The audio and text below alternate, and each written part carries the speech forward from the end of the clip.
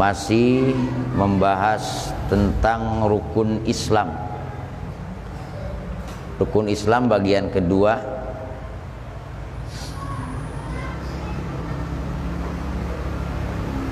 Halaman 5 di kitab itu ada ya. Bismillahirrahmanirrahim.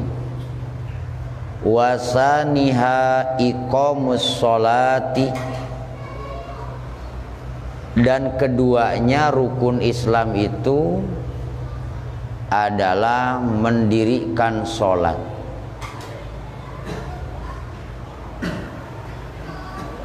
Ini udah hafal ya rukun Islam. Kemarin sudah syahadat. Yang keduanya adalah apa? Sholat. Sholat yang dimaksud adalah sholat yang 5 waktu. Sudah mafhum kita ini.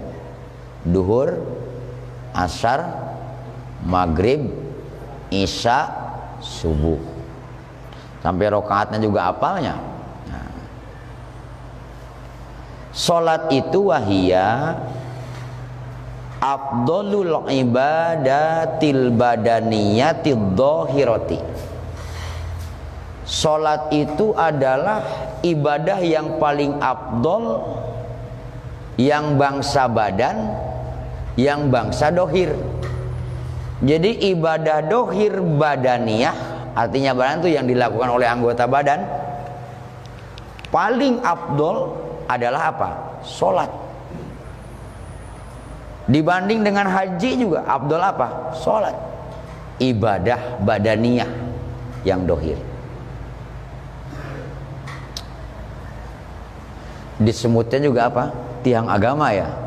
As-sholatu imaduddin, kan gitu ya. Paman tarokaha faqad paman aqomaha faqad aqomaddin, waman tarokaha faqad hadamaddin. Tuh tiang agama.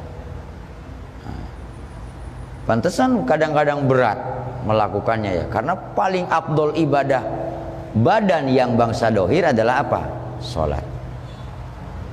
Wa ba'daha as-saumu, setelah sholat puasa. Nah, jadi tahapannya itu apa? Pertama, ibadah badan bangsa dohir yang paling afdol itu apa? Sholat. Yang kedua apa? Puasa. Yang ketiga summal haju, kemudian haji. Jadi haji ini tingkatnya nomor berapa? Nomor 3. Padahal berat bayar ya. Berat bayar haji ya Pak. Berat bayar. Tingkatnya nomor 3. Kemudian summa zakat, kemudian zakat. Jadi puasa, sholat, puasa, haji, kemudian zakat.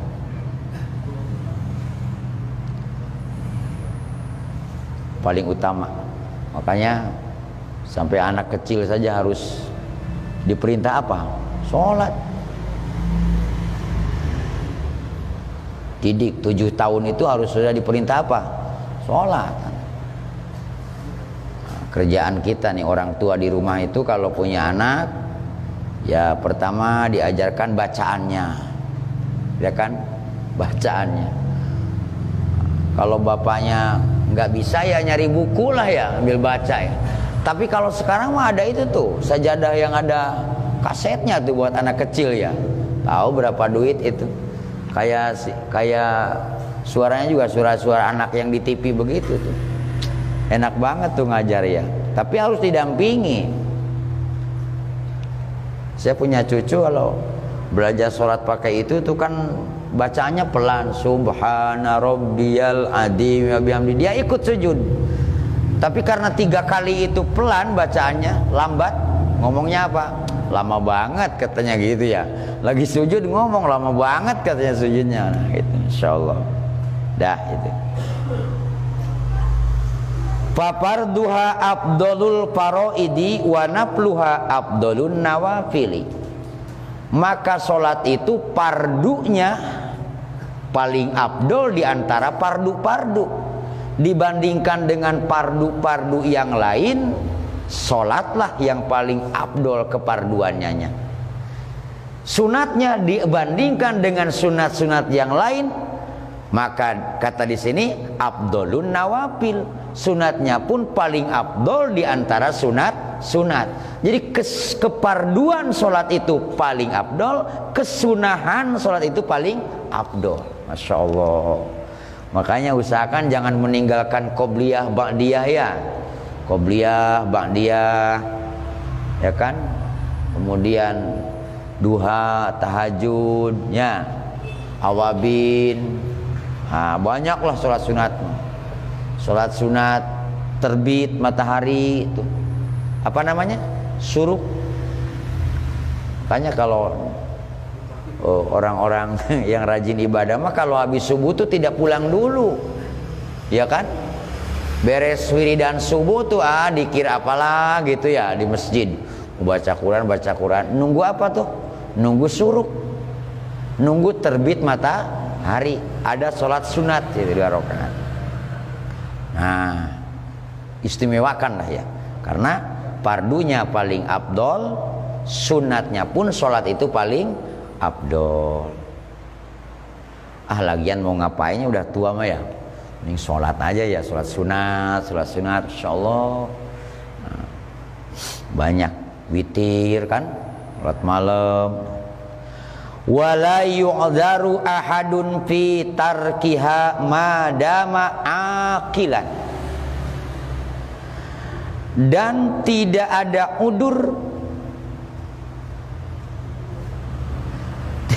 tidak ada keringanan, tidak ada toleransi.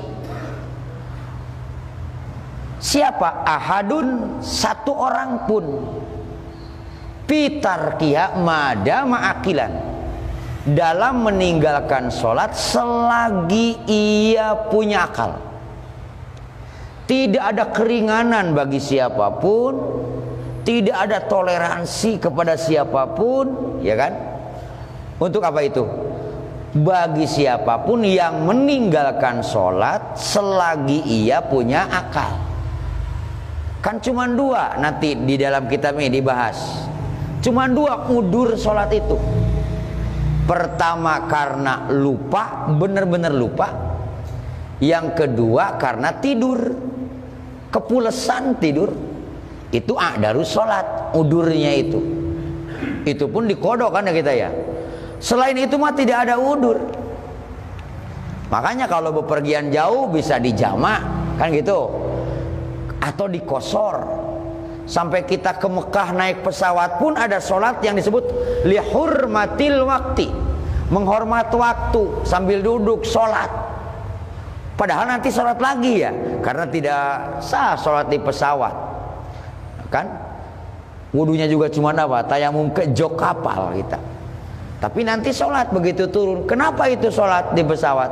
Karena lihurmatil wakti, menghormat waktu. Saking tidak ada celah bagi seseorang untuk meninggalkan apa? Sholat. Sakit, tidak bisa berdiri, duduk, ya kan? Boleh sambil duduk, boleh. Tidak bisa ruku, tidak bisa sujud, yang penting ya isyarat aja, bungkuk sedikit, ya kan? Bagian ruku Allahu Akbar, bungkuk sedikit, sami Allahu liman hamidah. Sujudnya nggak bisa sujud, bungkuk aja. Itu kalau tidak bisa berdiri. Duduk tidak kuat sambil tidur. Tidurnya boleh terlentang, kepala ke timur, kaki kemana? Ke arah kiblat. Atau kalau mau miring, kepalanya ke arah kanan, kakinya ke arah kiri supaya madhep kemana? Kiblat. Sebisanya. Yang penting masih bisa bacaan apa? Sholat. Sudah tidak bisa bacaan tapi dia masih berakal, hatinya itu masih bisa membedakan bacaan. Yang penting akalnya masih sehat, masih ingat, hati saja yang bacaan. Kalau mulut memang rapat karena panas dalam nih mulutnya nih, tidak bisa bacaan. Ini artinya tidak ada celah untuk kita meninggalkan apa? Sholat. Masya Allah, Rabbi ya Karim. Wa amal ibadatul badaniyatul qalbiyatu, adapun ibadah badan yang bangsa qalbi, hati. Kan tadi mah dohir ya, fisik. Ini mah hati. Apa itu? Kal imani wal ma'rifati wat tafakkuri wat tawakkuli was sabri war rajai war ridha bil qada'i wal qadari wa mahabbatillahi ta'ala wat taubati wa tatahhuri minar radzaili katomai wa nahwihi. Banyak juga nih kerjaan hati. Apa saja? Ibadah hati, ibadah badan bangsa hati. Satu, iman. Iman itu percaya kepada Allah. Nanti ada rukun iman, meyakini. Yang kedua, ma'rifat. Yang ketiga, tafakkur. Yang keempat, tawakal. Yang kelima, sobar. Kemudian roja. Kemudian ridho bil qada wal qadar. Kemudian mahabbatillah, taubat, tatahhur minar rodail. Nah, di sini kan tidak disebutkan ma'rifat itu apa. Saya mencoba membuka kitab-kitab lain. Ma'rifat itu bahasa kita aja ya. Kalau dalam tijan itu kita dijelaskan idrakun jazimun bihaisu la yaqa'u ma'ahu taraddudun muwafiqun lil waqi'i. Makin mumet aja ya. Ma'rifat secara gampangnya saja, ada ulama yang menyebutkan mudah. Ma'rifat itu pengetahuan yang diperoleh oleh akal. Contoh, orang meyakini adanya Allah, adanya Tuhan lah, Tuhan, gitu ya. Adanya Tuhan, dia berpikir karena tidak akan ada yang diciptakan kalau tidak ada yang menciptakan. Adanya satu barang itu, ini barang, karena ada yang menciptakan. Berarti yang menciptakan barang ini wajib adanya. Adanya alam itu karena ada yang menciptakan alam. Adanya alam tidak wajib, tapi ada yang menciptakan alam itu wajib. Karena alam tidak akan bisa ada kalau tidak ada yang menciptakan. Maka yang menciptakan alam itu wajib adanya. Siapa itu? Khaliqun, sang pencipta yang kita kenal, Allah subhanahu wa ta'ala. Nah itu disebutnya apa itu? Disebutnya adalah pengetahuan yang diperoleh dari akal. Makanya ilmu tauhid itu menggunakan akal, hujahnya itu.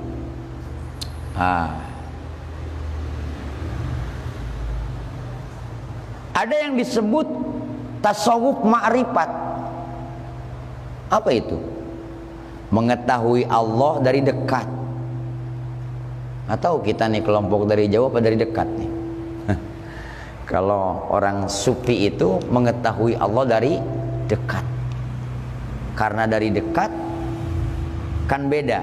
Kalau mengetahui dari jauh dengan mengetahui dari dekat, beda apa tidak? Kita jangan dulu mikir kepada Gusti Allah jauh ya, puyeng tauhidnya. Kita aja pandangan mata, telinga. Ketika kita itu mengetahui sesuatu dari jauh dibandingkan dengan mengetahui dari dekat, beda apa tidak? Beda ya, beda. Berita saja kalau dari jauh mah lain, kadang-kadang ditambah. Jangan harap kurang kalau ngirim berita ya, pasti tambah. Tapi kalau ngirim duit, nah jangan harap nambah, jarang-jarang. Dikurang mah iya ya. Nah, begitulah. Memandang orang pun kalau dari jauh itu beda dengan dari dekat. Oleh karena itu, supaya tidak salah, ulama-ulama mengetahui Allah itu dari dekat. Dengan cara apa? Taqarrub. Dia menggali dulu ilmunya, bagaimana agar dekat dengan Allah. Bahkan dengan ma'rifat seorang sufi dapat melihat Allah melalui hatinya. Wah, Masya Allah. Bukan hanya di akhirat tapi di mana? Di dunia, dengan hati bukan dengan mata. Allah Rabbi ya Karim. Kalau orang yang sudah merasa dekat dirinya dengan Allah, merasa dilihat terus oleh Allah, mana mungkin berani berbuat macam-macam ya? Karena dia sadar tidak ada detik yang kosong dari pandangan Allah Subhanahu wa ta'ala. Ma'rifat itu merupakan cahaya dalam hati, pancaran cahaya di dalam hati. Kedua, ada juga yang disebut apa? Pekerjaan hati itu adalah tafakkur. Nah, kan kita juga kalau ke Ancol tuh, ngapain ke Ancol? Mau tafakkur katanya. Gitu kan? Lihat laut. Tafakkur itu apa sih? Merenung. Merenung mengingat Allah melalui segala ciptaannya. Melihat gunung. Kalau ke daerah Bogor ada gunung gede, ada gunung Papango, apa? Ada gunung Salak. Dilihat. Nah, orang-orang yang beriman itu ketika melihat gunung menjulang tinggi, ia ingat kepada yang menciptakannya. Ketika ia melihat lautan luas, ia akan ingat kepada yang menciptakannya. Melihat gelombang air yang tidak pernah berhenti, sudah maju ke darat, digulung lagi ke tengah, ia ingat kepada yang ngaturnya. Siapa itu? Allah Subhanahu wa ta'ala. Bahkan tafakur kepada diri sendiri, melihat diri sehingga ia mengingat Allah, bahwa betul-betul yang tidak berubah itu hanya Allah. Yang namanya makhluk itu berubah.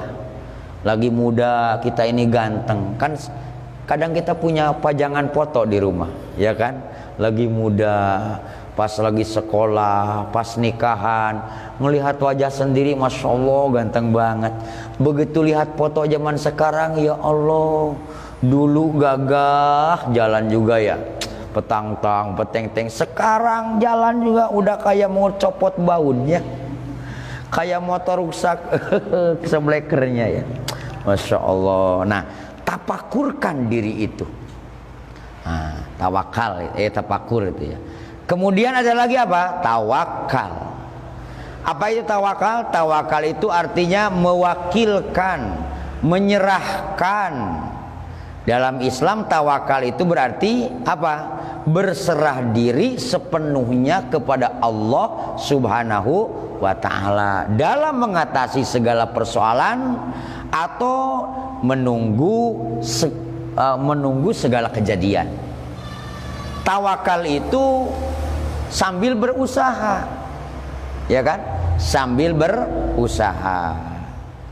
Jangan tawakal tapi tidak berusaha. Karena prinsip tawakal itu mewakilkan kepada Allah suatu kejadian yang sudah diupayakan oleh kita. Contoh, kita ini kan butuh uang, butuh duit. Kata orang, tawakal aja kepada siapa? Allah. Usaha dulu. Karena prinsip tawakal itu menunggu sesuatu keputusan Allah yang sudah diusahakan oleh kita dengan hal yang mungkin. Itu diusahakan dengan hal yang mungkin. Dagang, tani, itu kan hal yang mungkin. Mendapatkan apa? Mendapatkan penghasilan. Hasilnya tani, hasilnya dagang, hasilnya kerja, itu urusan siapa? Allah Subhanahu wa ta'ala. Pasrahkan kepada Allah. Jangan ini enggak ngapa-ngapain, tawakal aja lah. Doa doang paling ya. Bukan Allah tidak mampu itu, tapi kitanya yang tidak mampu di level itu. Tawakal itu. Ada lagi sobar. Kalau sobar itu menahan diri, menahan emosi, menahan syahwat. Syahwat itu keinginan. Kan sabar, kalau Imam Ghazali membaginya ada sabar melakukan taat, ada sabar ketika mendapatkan apa? Musibat. Ada juga sabar Sabar melakukan taat, sabar meninggalkan maksiat, sabar ketika mendapatkan musibah. Nah, menahan diri, tidak emosi. Menahan diri ya.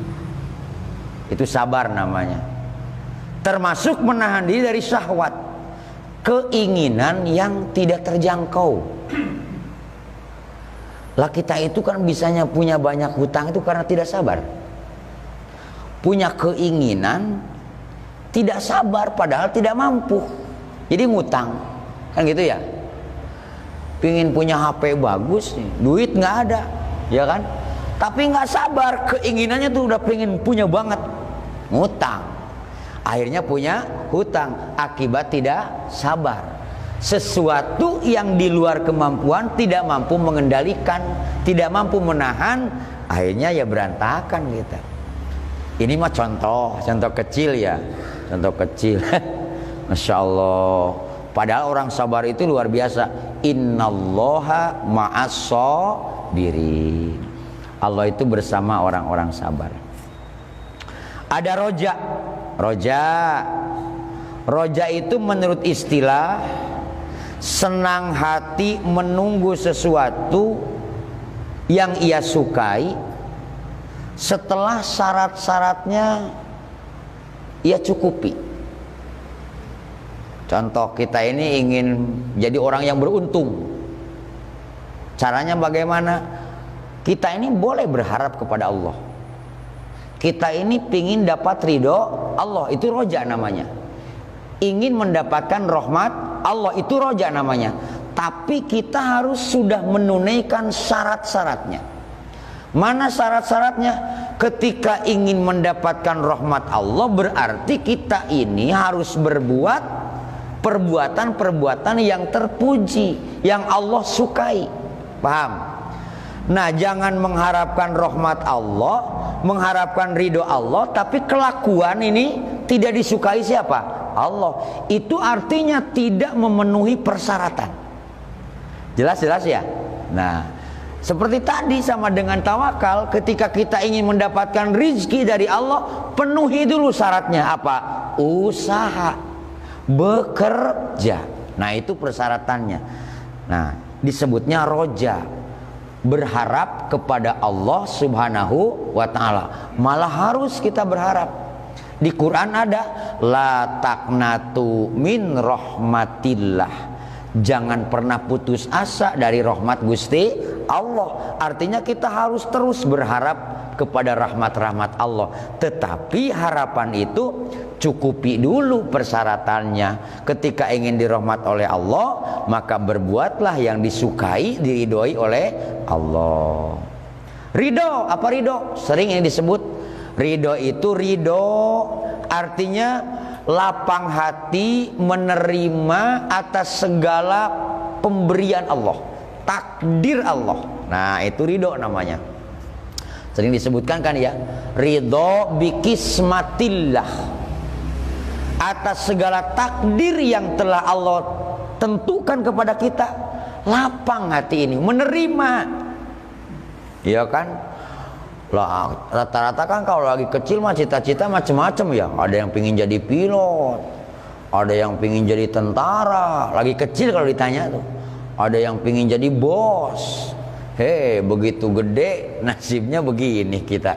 Nah, orang yang ridho, apapun yang terjadi takdir dari Allah, hatinya akan selalu lapang. Jadi pengusaha ya takdir, enak itu mah ya. Jadi orang miskin yang takdirnya, usaha mah sudah ada, yang penting kita kiprah saja, semangat saja. Adapun apa yang Allah berikan kepada kita, itulah yang terbaik menurut Allah untuk kita.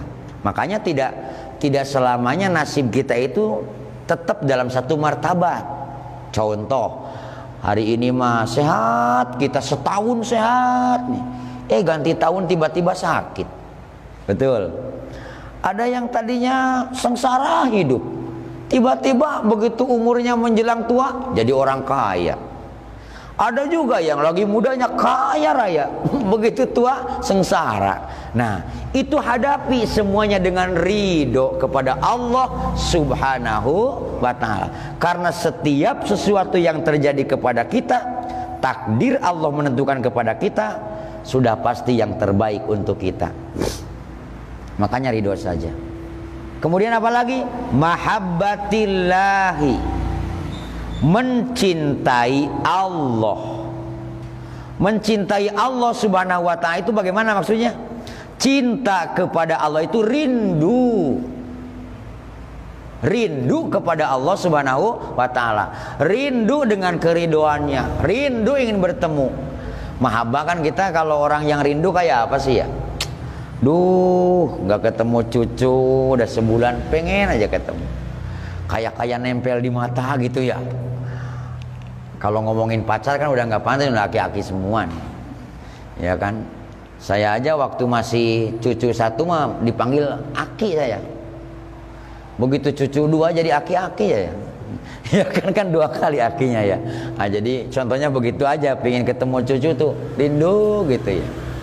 Saya punya cucu deket, itu paling ketemu seminggu sekali. Ya itu kalau belum ketemu tuh, aduh kok nggak datang-datang gitu ya. Itu rindu. Orang yang cinta kepada Allah maka rindu kepada Allah. Cara bertemu dengan Allah bagaimana di dunia? Ya dengan beribadah, sholat misalnya. Makanya orang yang rindu cinta kepada Allah, dia akan selalu dalam jalan yang disukai Allah. Ya kan? Lah anak muda saja kalau cinta kepada seseorang kan begitu. Sampai nyanyinya juga sama dengan pacarnya lagu itu aja kan. Pacarnya pakai baju merah, ikut-ikutan ya. Oh, ikut-ikutan dengan yang dicintainya. Nah, bentuk cintanya kita kepada Allah adalah taat kepada perintahnya, menjauhi apa yang dilarang oleh Allah Subhanahu wa ta'ala, dan ia akan memilih perintah Allah dibanding dengan yang lainnya. Masya Allah. Ketika datang undangan untuk beribadah, ia akan mendahulukan perintah Allah Subhanahu wa ta'ala dengan cinta. Jadi ibadahnya juga kalau orang cinta pengennya lama, ya kan? Ya kita dengan kekasih kan kalau ketemu pengen lama kan? Nah, ketika orang itu sudah merasa cintanya kepada Allah, kekasihnya itu Allah, maka dia pengen lama-lama dengan Allah. Sholatnya pengen lama, dzikirnya pengen lama. Bahkan ketika meninggal dunia pun ia berbicara kepada ahli warisnya, berbicara kepada orang-orang di sampingnya, jangan tangisi aku, karena aku ini akan bertemu dengan kekasihku. Yakni siapa? Allah Subhanahu wa ta'ala. Nah, itu mahabbatillah. Wa taubati, dan tobat. Tobat itu perbuatan hati. Apa itu tobat? Menyesali atas perbuatan-perbuatan yang salah dan tidak mengulangi lagi. Jangan menyesal tapi besok begitu lagi. Itu bukan tobat ya. Harusnya apa? Merasa sedih, menyesali dan tidak mengulangi lagi perbuatan dosa. Itu namanya apa? Tobat. Yang disebut taubatan nasuha. Wa tatahuri minar radzaili, dan membersihkan sifat-sifat hina yang ada pada hati. Mana sih sifat hina? Katom'i, seperti toma. Toma itu mengharap pemberian orang lain. Ini biasanya ini kalau mau tahlilan nih, asar ada Pak RT atau pengurus masjid datang, Assalamualaikum ya Pak, habis maghrib tahlilan Pak. Di rumah tuh makan dulu kata ibu, kata istrinya mau ke masjid, ntar aja juga tahlilan kasih makan. Nah ya kan, kadang-kadang begitu nih toma-toma kecil ini, toma-toma kecil begitu tahlilan gak dikasih makan ya. Ya kan.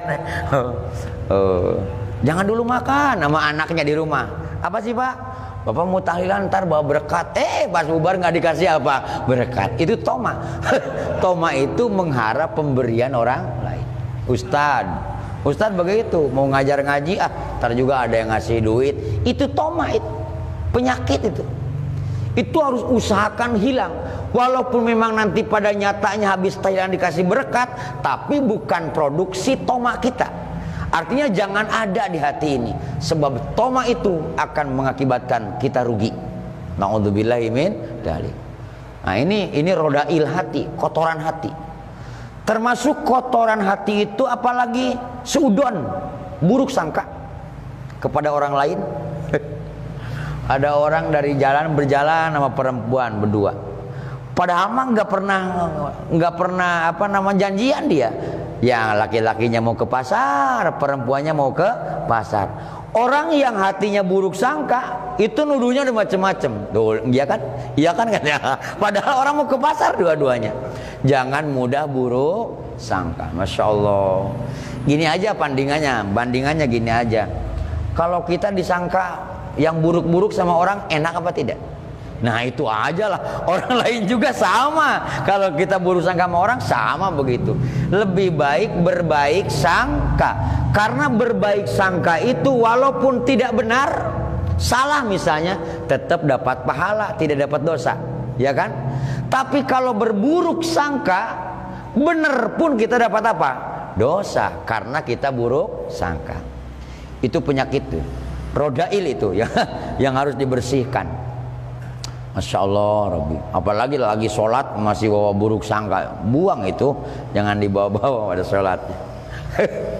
Tetangga sholat pakai sarungnya baru, ngutang di mana dia ya? Nah, main ngutang aja mikirnya ya.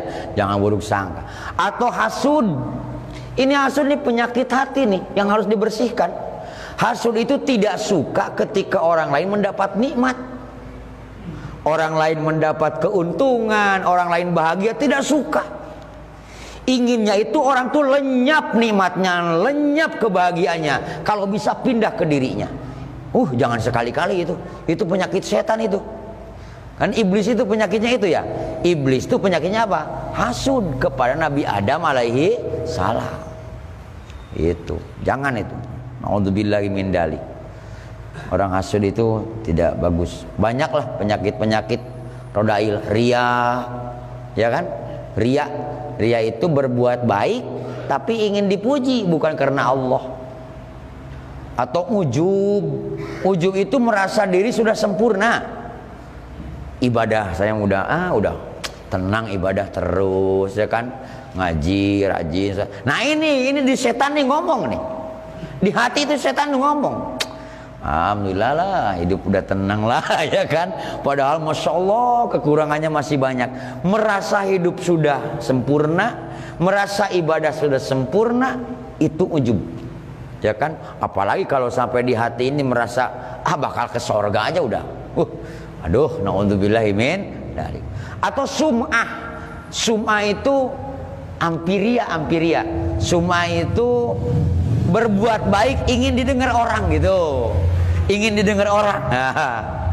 Aduh, Jumat ngasih untuk apalah, beli apa, ya kan? Kalau nggak diumumin dia nggak ngasih lagi. Kenapa? Rugi karena nggak didengar orang dia. Gitu. Nah itu bersihkan itu. Itu penyakit apa? Penyakit. Nah termasuk ibadah batin itu membersihkan sifat-sifat itu tadi. Toma, ujub, ria, takabur, suudon, hasud. Nah termasuk ibadah batin membersihkan hal-hal seperti tadi. Fahiya afdalu minal ibadatil badaniyati atau adz-dzahirati. Bahkan iman, makrifat, tawakal, sabar, ridho, mahabbah, tobat, membersihkan penyakit hati itu lebih afdol daripada ibadah badan. Nah, ibadah batin yang tadi disebutkan dari iman, makrifat, segala macam tadi ya, itu lebih afdol daripada ibadah badan. Mana ibadah badan? Sholat tadi, zakat tadi, haji tadi, puasa, itu juga afdol. Tetapi lebih afdol pahalanya itu adalah yang disebutkan ibadah-ibadah apa tadi? Bagian qalbi, bagian hati. Karena banyak orang yang sholat tapi hatinya dengki. Banyak orang yang rajin baca Quran tapi takabur, ya kan? Tidak sedikit orang rajin zikir tapi mulutnya bisa mencaci maki. Itu artinya tidak membersihkan sifat-sifat yang tadi. Masya Allah, Rabbi ya Karim. Mudah-mudahan kita dibimbing Allah Subhanahu wa Ta'ala untuk bisa bersih dari hal-hal yang buruk, bisa imannya sempurna, ma'rifat, tafakur, tawakal, sobar, roja, ridho, mahabbah. Hatta minas sholati, bahkan termasuk dibandingkan dengan sholat pun lebih afdol perbuatan-perbuatan hati yang tadi. Karena apalah artinya sebuah sholat kalau hatinya seperti tadi. Faqad waroda, telah datang dalam hadis, tafakkuru sa'atin afdolu min ibadati sitina sanah. Tafakur satu saat itu lebih afdol tibatan ibadah ketimbang ibadah 60 tahun. Melihat laut, subhanallah, sebegini luasnya, berapa liter ini airnya, ya kan? Wah, dengan segala macamnya dipikirkan. Lalu ia ingat kepada penciptanya, sampai ia meneteskan air matanya, merasa kecil di hadapan Allah dibandingkan dengan luasnya lautan, gedenya gunung. Aku ini apa? Istighfar dia, dengan baca tasbih dia. Nah, satu saat saja begitu, itu lebih afdol daripada ibadah 60 tahun. Masya Allah, tafakur tuh. Karena dibandingkan dengan ibadah 60 tahun yang tidak tafakur gitu, ya kan, yang tidak tafakur, ibadahnya malah sombongan gitu. Wa afdalul jami al imanu, adapun lebih afdolnya dari semuanya adalah iman. Karena kuncinya apa? Iman. Yang nanti rukun-rukun iman akan disebutkan pada pasal berikutnya. Faidatun, ini satu faedah.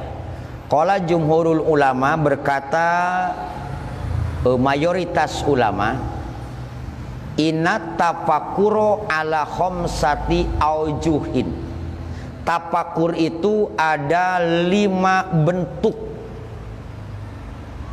Tafakur itu ada 5 bentuk. Imma fi ayatillah wa yalzamuhu at-tawajjuhu ilaihi wal yaqinu bihi. Pertama adalah bentuk tafakur dalam tanda-tanda keagungan Allah. Ini yang pertama. Tafakur atas ayat-ayat Allah, tanda-tanda keagungan Allah, tanda-tanda kebesaran Allah. Nah, wa yalzamuhu at-tawajjuhu ilaihi wal yaqinu bihi. Tafakur yang ini mesti memusatkan hati menghadap dan yakin kepada Allah. Yang tadi dicontohkan ini ya, melihat gunung, melihat laut, itu membutuhkan pemusatan hati kepada Allah. Masya Allah. Nah, ini kalau nggak dibimbing mah kita juga susah ini ya. Mesti dibelajar sama guru nih begini nih. Tiba-tiba tafakur pulang stres. Kenapa? Metodenya tidak tahu, caranya. Pentingnya berguru tuh begitu. Insya Allah, Rabbi ya Karim. Yang dimaksud tafakur dengan ayat-ayat Allah, tanda-tanda keagungan Allah itu adalah yalzamuhu at-tawajjuh ilaihi wal yaqin bihi. Ini penting sekali, mesti dengan memusatkan hati menghadap kepada Allah Subhanahu wa taala. Banyak tanda-tanda kebesaran Allah. Banyak. Tuh langit tuh. Langit tidak ada tihangnya. Digantung-gantung kemana coba tuh langit? Masya Allah, Rabbi ya Karim. Allah, segitu luasnya. Di situ ada bintang, ada matahari, ada bulan. Bumi juga. Allah, Rabbi ya Karim. Kita pikir negara ini, dunia ini cuma se-Jakarta. Begitu kita ke Bogor masih luas aja Bogor. Habis Jawa sampai ke ujung Madura, habis sampai ke ujung Sumatera, nyebrang masih ada lagi jagat. Allah, Rabbi ya Karim. Siapa yang menciptakan? Allah Subhanahu wa ta'ala. Au fi ni'matillahi, atau tafakur dalam nikmat-nikmat Allah, anugerah dari Allah. Wa yatawalladu anhu al-mahabbatu, ketika tafakur dengan nikmat-nikmat Allah maka akan timbul dari orang itu cinta kepada Allah. Mana nikmat hidup, mana nikmat napas keluar ke dalam, ini nikmat, ya kan? Ini nikmat. Menurut Allah napas itu nikmat kecil, menurut kita nikmat besar. Sebab tanpa napas ini, ingat zaman Covid, berapa beli napas tuh? Oksigen tuh. Ya Allah, orang pingin bernapas susah, beli oksigen tabungnya jutaan. Sedangkan oksigen pemberian Allah tiap hari gratis. Ini kan oksigen ya, tiap hari gratis kita menghirupnya. Dicekik sama Covid sekali saja, Masya Allah, dari mulut susah bernapas, dari hidung susah bernapas. Bagaimana orang tidak bersyukur kepada nikmat siapa? Allah. Tidak terukur pemberian Allah. Mata nih, makin tua makan pakai kaca begini ya. Lagi muda masa juga enggak baca kitab kecil-kecil begini nih, wah jelas aja. Begitu umur nambah, Masya Allah, kalau nggak pakai keler nggak kelihatan. Ini mata nikmat. Bola mata ini diberikan kemampuan oleh Allah untuk membedakan mana warna putih, mana warna hijau, mana warna merah, kuning. Balon yang 5 tahu semua kita, iya kan? Ini mata ini. Dan begitu melihat lagi tidak perlu nanya. Sekali menyebut itu hijau, seumur hidup warna itu dia akan ingat. Ini warnanya apa? Hijau. Nikmat. Coba kalau mata ngebeleg-beg, semua yang dilihat putih semua, enak apa enggak? Lihat orang putih, lihat kambing putih, segala macam putih. Atau malah gelap, hitam semua. Kalau bukan pemberian Allah, kita tidak bisa melihat apa-apa. Nikmat yang luar biasa. Makanya mau sombong apa kepada Allah? Ibadah kita tidak cukup untuk menebus itu. Hanya Allah tidak minta ditebus semua itu. Yang penting mengabdilah kepada Allah, berimanlah kepada Allah. Nikmat. Makanya bagaimana kita tidak cinta kepada Allah? Karena apapun yang ada pada kita semata-mata hanya pemberian siapa? Allah Subhanahu wa ta'ala. Au fi wa'dillahi, atau tafakur dalam janji Allah. Yang mana Allah itu la tukhliful mi'ad, tidak pernah mengingkari janjinya. Wa yatawalladu anhu ar-rughbatu, maka orang yang bertafakur dengan janji-janji Allah, yatawalladu anhu rughbah, akan timbul darinya rasa suka atas ibadah kepada Allah. Karena Allah sudah janji. Orang yang bersedekah 1 diganti berapa? 10. Manja abil hasanati falahu asru amsalihah. Siapa yang mendatangkan 1 kebaikan oleh Allah akan dibalas 10 kali kebaikan. Maka ia akan suka berbuat 1 kebaikan, akan suka berbuat banyak kebaikan, supaya oleh Allah diberikan berlimpah-limpah. Barang siapa yang beristighfar akan Allah ampuni dosanya, dia akan beristighfar terus. Karena ia tahu Allah tidak akan pernah mengingkari janji. Innallaha la yukhliful mi'ad. Api wa'idillah, atau kita bertafakur dalam ancaman Allah. Mana ancaman Allah? Orang yang berbuat dosa akan disiksa, akan dihukum. Yatawalladu anhu rohbah, maka orang yang tafakur dengan ancaman-ancaman Allah, tafakur tentang beratnya siksaan Allah, tafakur tentang beratnya azab Allah, baik di dunia, baik di alam kubur, baik nanti di akhirat, maka akan timbul dari dirinya rasa gemetar, takut oleh siksaan siapa? Allah Subhanahu wa ta'ala. Perlu dipercepat nih, udah jam 9 ya. Tadinya pengen sampai bab zakat ini gak mungkin selesai nih kalau begini caranya. Alfi taksi nafsi anit taati, atau tapakur dalam kecerobohan diri dalam taat kepada Allah. Ceroboh kita ini. Wudu asal wudu. Wudu mah wudu tapi asal. Kecepek nggak tahu. Sholat asal sholat. Bacaannya juga buru-buru amat. Mau kemana sih emang ya? Bismillahirrahmanirrahim. Aduh, mau kemana buru-buru? Kalau cinta kepada Allah itu kan berarti ingin lama dengan yang dicintai. Kenapa sholat itu tidak dinikmati saja? Dinikmati. Karena kita ini sedang dipandang oleh yang dicintai. Kita ini sedang menghadap kepada yang kita cintai. Kita ini sedang menghadap, sedang berbakti kepada zat yang berikan hidup, memberikan nikmat dan segala macamnya. Tetapi kita selalu ceroboh dalam ibadah kepada Allah. Nah, orang yang tafakur dengan kecerobohan dirinya dalam taat, yatawalladu anhu al-haya'u, maka akan timbul dari hatinya itu rasa malu oleh Allah.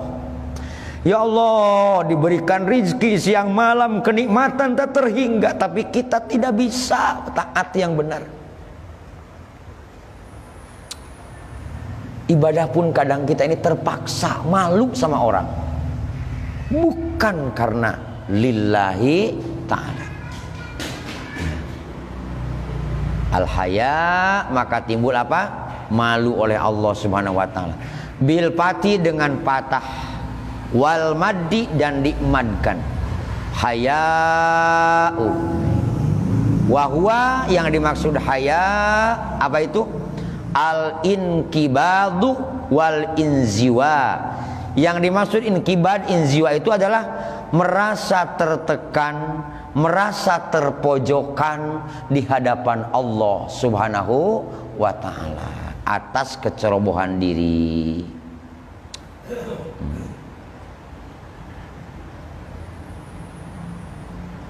Segitu aja ya, mau takziah nih ya. Insyaallah minggu depan mudah-mudahan panjang umur ya. Yang disampaikan semoga manfaat, kita diberikan panjang umur agar bisa ngaji lagi ya. Dan ibadah kita yang sudah dilaksanakan moga-moga diterima oleh Allah. Segala kekurangan, kekhilafan, kecerobohan kita moga-moga diampuni oleh Allah Subhanahu wa taala. Sama-sama kita istighfar. Astaghfirullah Rabbal baraya, astaghfirullah minal khataya, astaghfirullah Rabbal baraya, astaghfirullah minal khataya. Allahumma sholli wa sallim wa barik alaina, amin ya rabbal alamin. Allahumma inna nas'aluka ilman nafi'an wa amalan mutaqabbalan wa rizqan thayyiban min ghairi ta'abin wa la dhair. Allahumma barik fi auladina wa la tadurruhum wa wafiqna birrahum birahmatika ya arhamar rahimin.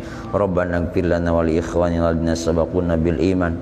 Rabbana innaka ra'ufur rahim. Rabbana atina fid dunya hasanah wa fil akhirati hasanah wa qina azabannar. Walhamdulillahi rabbil alamin. Wassalamualaikum warahmatullahi wabarakatuh.